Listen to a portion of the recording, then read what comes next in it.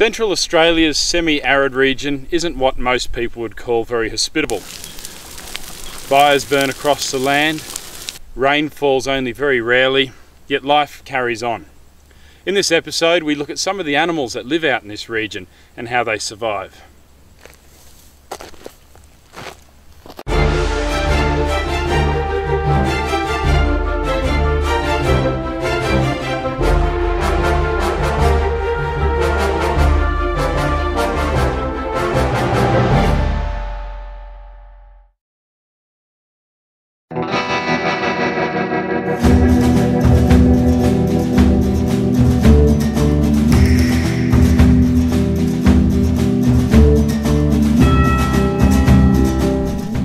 It shouldn't be a surprise at all to learn that Central Australia basically belongs to the reptiles.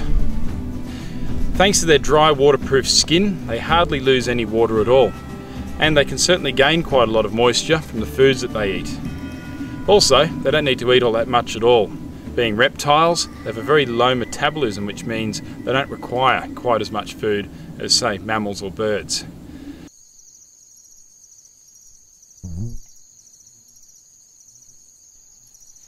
In the Australian outback, the reptiles you are most likely to encounter are lizards, especially the dragons like this male yellow-sided dragon.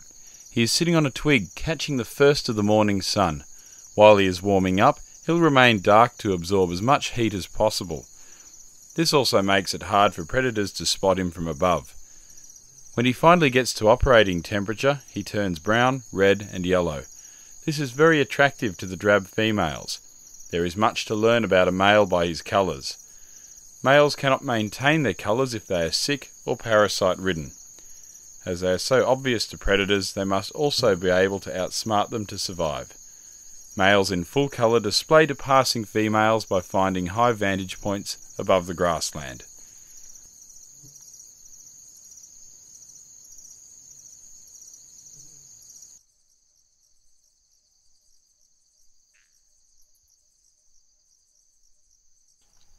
The much larger cousin of the yellow-sided dragon is the bearded dragon. Commonly seen on fence posts and tree stumps, they put on this display when disturbed. If you corner one on the ground, prepare to take a step back.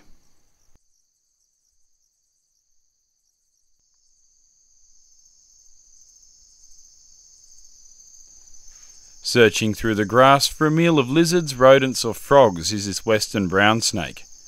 These are some of the most feared snakes in Australia, with a powerful venom and short temper. Despite this, they are more than happy to go about their business of finding a feed rather than attack a person. The best course of action to avoid a bite is to leave them alone.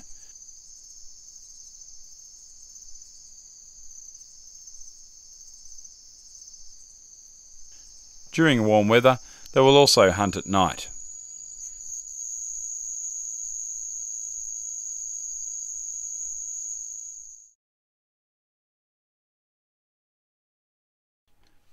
Monitor lizards are well represented in Australia, with over half of the world's 40 or so species found here. This is a black-headed monitor, a variety usually seen on cliffs and boulders, but sometimes found crossing the road. They eat practically anything including frogs, birds, eggs and even their own young.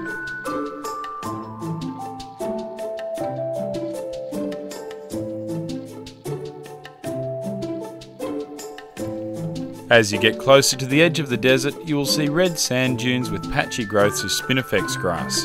Spinifex is uniquely Australian and most of them are extremely spiny. Falling into a patch would be a mistake. Small animals, however, love it as it makes an excellent home. Never straying far from the safety of a burrow is this central netted dragon. When danger threatens, it won't hang around. Taking a break from the blinding sun in the shade of some spinifex, the military dragon is painted up like a soldier as it marches about the dunes looking for insects. It stops its toes from burning by lifting them off the ground.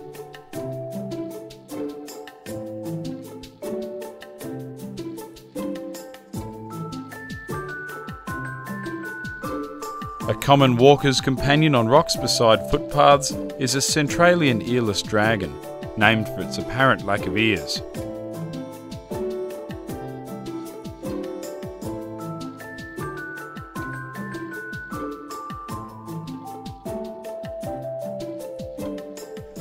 In the cool of the morning, they sit out in the open, but as the day warms, they seek shade.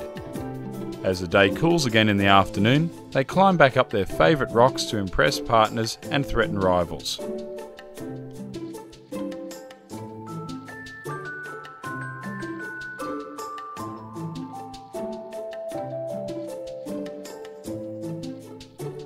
No, it's not an extra from a science fiction movie, but it might as well be. This is Australia's thorny devil, and it eats ants, up to 1,500 in a sitting. Its thorny back protects it as it eats, and their colour is excellent camouflage. Ranging across the desert, they look for new ant trails and partners.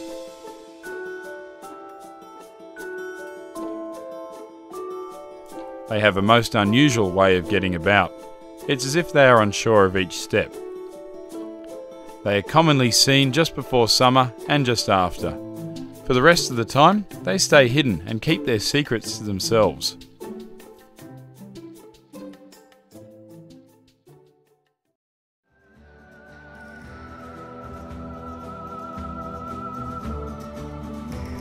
Roaming the dunes of Central Australia in a slow, plodding manner, the Centralian blue-tongue lizard eats things it can catch, such as fruits and berries, snails, and slower insects.